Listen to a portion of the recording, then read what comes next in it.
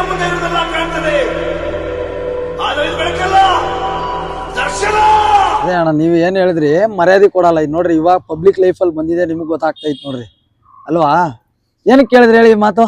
ಇಲ್ಲ, ನಾವು delivery job ಮಾಡೋದ್ರಿಂದನೇ ಈ ಸಮಸ್ಯೆ ಇದ್ದಿದ್ದೆ ಅಲ್ವಾ. ಏನಕ್ಕೆ ಪಬ್ಲಿಕ್ ಲೈಫ್ ಬಂದ್ಮೇಲೆ ಹೌದು, ಬರೀ ಕೆಳಗಡೆ ಎತ್ಕೊಂಡು ಹೋಗಿರ್ತೀವಿ, ಕೆಳಗಡೆ ಬಂದ್ಬಿಟ್ಟು ಊಟ ತಗೊಂಡ್ ಹೋಗಕ್ ಆಗಲ್ಲ ನನ್ ಮಕ್ಳಿಗೆ. ಅವ್ರಿಗೆ ಎಲ್ಲಿಂದ ತಂದಿರ್ತೀವಿ ಅದೆಲ್ಲ ಹಂಗ ಅನ್ಬಾರ್ದು. ಏನೋ ಕೈಯ ಕಾಲ ಇಲ್ಲ ಅಂದ್ರೆ, ಏನು ಏಜ್ ಆಗಿದೆ ಅಂದ್ರೂ ನಾನು ಎಷ್ಟೋ ಸರಿ ಅನ್ಕೊಂಡಿದ್ದುಂಟು.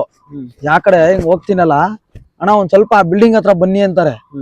ಏನಪ್ಪ ಜನಗಳು ಹಿಂಗ್ ಸಾಯ್ತವೆ, ಏನ್ ಅಷ್ಟ್ ದೂರ ಬಂದ್ರೆ ಏನ್ ಸತ್ತೇ ಹೋಯ್ತಾರ? ಇಷ್ಟೆಲ್ಲ ಬಂದಿರ್ತೀವಿ ಅಲ್ಲಿಂದ ಬಂದಿರ್ತೀವಿ, ಒಂದ್ ಬಿಲ್ಡಿಂಗ್ ದಾಟಲ್ವಾ. ಇಂಥವ್ರು ಇರೋದಕ್ಕೆ ಕೊರೋನಾ ಬಂದಿರೋದು ಅಂತೆಲ್ಲ ಬೈಕೊಂಡು ರಿವರ್ಸ್ ತೊಳ್ಕೊಂಡು ಹೋಗ್ಬಿಟ್ಟು ನೋಡಿರ್ತೀನಿ. ಪಾಪ ಅವ್ರ ಕಾಲು ಏಟ್ ಆಗ್ಬಿಟ್ಟಿರ್ತದೆ. ಪಾಪ ಹಿಂಗಾಗೋಯ್ತಲ್ಲ ಮರಯ್ಯ ಅಂದ್ಬಿಟ್ಟು, ಒಂದ್ ನಿಮಿಷ ಇರಿಯಕ್ಕ ಅಂದ್ಬಿಟ್ಟು ಇನ್ನೂ ಹತ್ರ ತಗೊಂಡ್ ಹೋಯ್ತೀನಿ. ಇನ್ನು ಕೆಲವೊಬ್ರು ಕರೆದ್ಬಿಟ್ಟು, ಅಲ್ಗಾಕ್ ಹೋಗಿದ್ದೀರಾ, ಇಲ್ಲಿ ಬನ್ನಿ ಹಂಗಿ ಅಂತಲ್ಲ ಅಗ್ರೆಸಿವ್ ಆಗೆಲ್ಲ ಮಾತಾಡ್ಬಿಟ್ಟು ಅಲ್ಗೋಗ್ಬಿಟ್ಟು ನೋಡಿದ್ರೆ ಕೈ ಕಾಲೆಲ್ಲ ನೆಟ್ಗಿರ್ತದೆ. ಅವ್ರಿಗೇನಪ್ಪ ಆಗಿರೋದು? ಇಂಥವ್ರನ್ನೆಲ್ಲ ನೋಡ್ಬಿಟ್ಟು ಆಟೋ ಡ್ರೈವರ್ಗಳು ಹಿಂಗ ಆಗಿರೋದು. ಆಟೋ ಡ್ರೈವರ್ಗಳು ಕೆಟ್ಟವ್ರಲ್ಲ, ಯಾರು ಒಳ್ಳೆಯವ್ರು ಇಲ್ಲಿ? ಇವಾಗ ನೀನ್ ಹೇಳು, ಯಾರು ಒಳ್ಳೆಯವರು? ಡೆಲಿವರಿ ಜಾಬ್ ಮಾಡಿದಿರ ಅಲ್ವಾ? ಮನೇಲಿ ಇದ್ದವ್ರು ಒಳ್ಳೆಯವನಾ? ಇಲ್ಲ. ಮನೇಲಿ ಆರಾಮಾಗಿ ಕುತ್ಕೊಂಡಿರ್ತಾರಲ್ಲ, ಆರ್ಡರ್ ಮಾಡಿರೋರು ಒಳ್ಳೆಯವರಾ? ಇಲ್ಲ. ಇಲ್ಲಿ ರೆಸ್ಟೋರೆಂಟ್ ಅಲ್ಲಿ ಪ್ಯಾಕ್ ಮಾಡ್ಕೊಡ್ತಾನಲ್ಲ, ಅವನು ಒಳ್ಳೆಯವನ? ದೇವ್ರಂತ ಮನುಷ್ಯನವನು? ಇಲ್ಲ ಇಲ್ಲ ಇಲ್ಲ. ಅವನು ಅವನು ಒಳ್ಳೆಯವನಾ? ಇಲ್ಲ. ನೀನ್ ಹೇಳು, ಬೈಕ್ ಟ್ಯಾಕ್ಸಿ ಮಾಡ್ದಲ್ಲ, ನಿನ್ಗೆ ಗೊತ್ತಾಯ್ತ್ರಲ್ಲ ಕಸ್ಟಮರ್ಗಳು, ಅವ್ರು ಒಳ್ಳೆಯವರಾ? ಎಲ್ಲರೂ ಒಳ್ಳೆಯವರಲ್ಲ, ಕೆಲವರು ಹಂಗೂ ಇರ್ತಾರೆ ಹಿಂಗೂ ಇರ್ತಾರೆ ಅಲ್ವಾ. ವಯ ಯಾರ ಆಟೋ ರಾಜ ಅಂದ್ಬಿಟ್ಟು ಟ್ರೆಂಡ್ ಅದ ನೋಡು, ಕರೆಕ್ಟ್ ಆಗಿ ಹೇಳ್ದ ವಯ. ಒಂದು ಮನೇಲಿ ಎಷ್ಟ್ ಜನ ಮಕ್ಳು ನೀವು?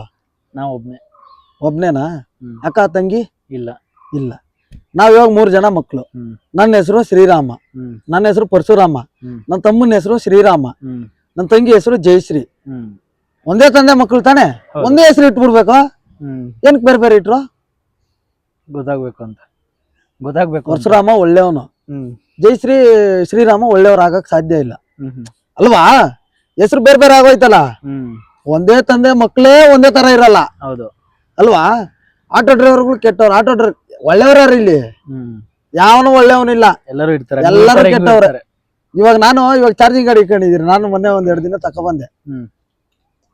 1 ಕಿಲೋವ್ಯಾಟು ಕೆಬಿಲಿ ಎಷ್ಟು? ಕೆಬಿ ಆಫೀಸಲ್ಲಿ 1 ಕಿಲೋವ್ಯಾಟ್ಗೆ ಕರೆಂಟ್ಗೆ ಎಷ್ಟು ಗೊತ್ತಾ? ಗೊತ್ತಿಲ್ಲ, ಐಡಿಯಾ ಇಲ್ಲ. ಆಟೋ ಡ್ರೈವರ್ಗಳು ಸರಿ ಇಲ್ಲ. 7 ರೂಪಾಯಿ, 7 ರೂಪಾಯಿ, 7.5 ರೂಪಾಯಿ. ಈ ರೋಡಲ್ಲಿ ಯಾವಾಗ ಚಾರ್ಜ್ ಇಕ್ಕಿದೀರಾ ನಿಮ್ ಗಾಡಿನ? ಚಾರ್ಜಿಂಗ್ ಗಾಡಿನ ರೋಡಲ್ಲಿ ಪಾಯಿಂಟ್ಗಳಿದಾವ ಗೊತ್ತಾ, ಅಲ್ಲಲ್ಲಿ ಅದ್ರಲ್ಲಿ ಇಕ್ಕಿದೀರಾ? ಅಲ್ಲೆಲ್ಲ ಯೂನಿಟ್ಗೆ 10 ರೂಪಾಯಿ ಕೊಡ್ಬೇಕು. ಒಂದ್ ಯೂನಿಟಿಗೆ ಪರ್ಸೆಂಟ್ ಬರಲ್ಲ ನಮ್ಗೆ, ಪರ್ಸೆಂಟೇಜ್ ಲೆಕ್ಕ. 70% ಮಾಡಿದ್ರೆ 30 ರೂಪಾಯಿ 40 ರೂಪಾಯಿ ಖರ್ಚಾಗುತ್ತೆ. ಅಲ್ಲ, 1 ಯೂನಿಟ್, ಸಾರಿ ಕಿಲೋವ್ಯಾಟ್ ಅಂದ್ಬಿಟ್ಟೆ. ಅಲ್ಲಿ 1 ಯೂನಿಟ್ ಎಷ್ಟು ಗೊತ್ತಾ? ಕೆಬಿಲಿ 7 ರೂಪಾಯಿ 1 ಯೂನಿಟ್ ಅಂತ ಇಟ್ಕೊಳ್ಳಿ. ಇವ್ರು ಮಾರ್ಕೊಂಡ್ ತಿನ್ನೋದು ಎಷ್ಟು ಗೊತ್ತಾ? ಇಲ್ಲಿ ಕರೆಂಟ್ 28, 30 ರೂಪಾಯಿ ಎಲ್ಲ 7 ರೂಪಾಯಿ, ಎಲ್ಲ 27 ರೂಪಾಯಿ. ಅದು ಲೂಟಿ ಅಲ್ಲ, ಅದು ಪೀಸಲ್ಲಿ ಕಳ್ತಾನ ಅದು ಅಲ್ವಾ. ಅದು ಪೀಸಲ್ಲಿ ಕಳ್ತಾನ. ಅದನ್ನೇ ಆಟೋ ಡ್ರೈವರ್ ಮಾಡ್ಬಿಟ್ರೆ ಲೂಟಿಕೋರ ಹೊಡಿಬೇಕಲ್ಲ ಈಗ ಅನ್ನೋನ್ಗೆ. 3-4 ವಿಡಿಯೋ ಮಾಡ್ಬಿಟ್ಬಿಟ್ಟೆ. ವೆಸ್ಟ್ ಬೆಂಗಾಲ್ ಗಾಡಿ, ಆಂಧ್ರ ಪ್ರದೇಶ್ ಗಾಡಿ, UP ಗಾಡಿ, TN ಗಾಡಿ, ಎಲ್ಲಾ ಗಾಡಿಗಳು ಬೈಕ್ ಟ್ಯಾಕ್ಸಿ ಮಾಡ್ತಾವೆ ಅಂದ್ಬಿಟ್ಟು.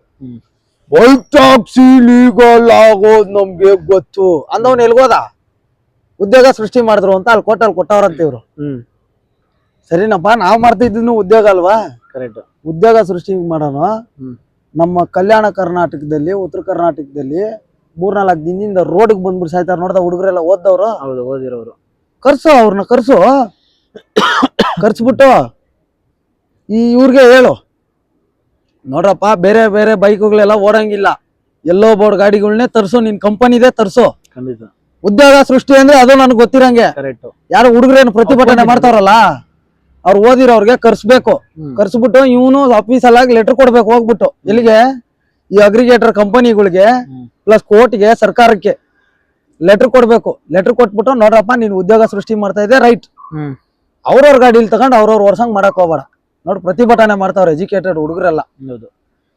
ತಗೋ, ಒಂದು ಸರ್ಕಾರನೇ ಬಿಡ್ತದೆ ಎಲ್ಲೋ ಬೋರ್ಡ್ ಗಾಡಿಗಳು. ಸರ್ಕಾರ ಬಿಡ್ಲಿ, ಎಲ್ಲೋ ಬೋರ್ಡ್ 2 ವೀಲರ್ಗಳು ಬಿಡ್ಲಿ, ಕಮರ್ಷಿಯಲ್ ವೆಹಿಕಲ್ಗಳ ತರ.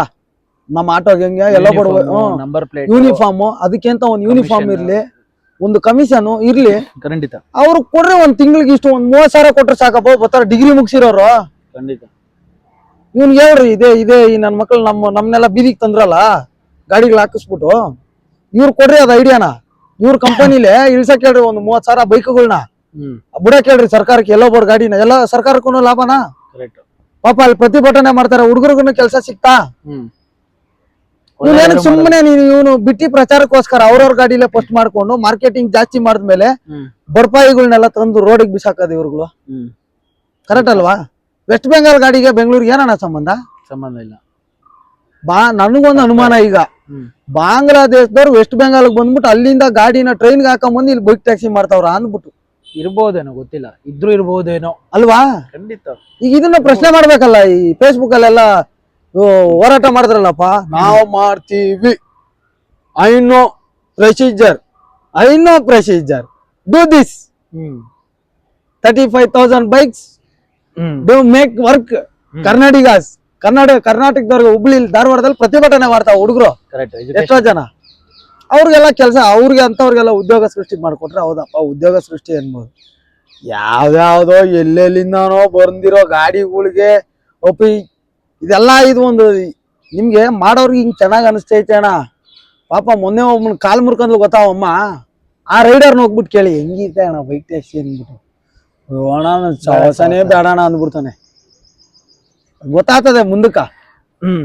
ಈಗ ನಂದೊಂದು ಪ್ರಶ್ನೆ, ಈ ಕಂಪ್ನಿಯವ್ರನ್ನ ತಂದಿ ಒಂದು ಚಿಕ್ಕ ಪಾಪುವಿಂದ ತಂದಿ ಬೆಳೆಸಿ ದೊಡ್ಡ ಮಾಡಿರೋದು ನೀವೇ.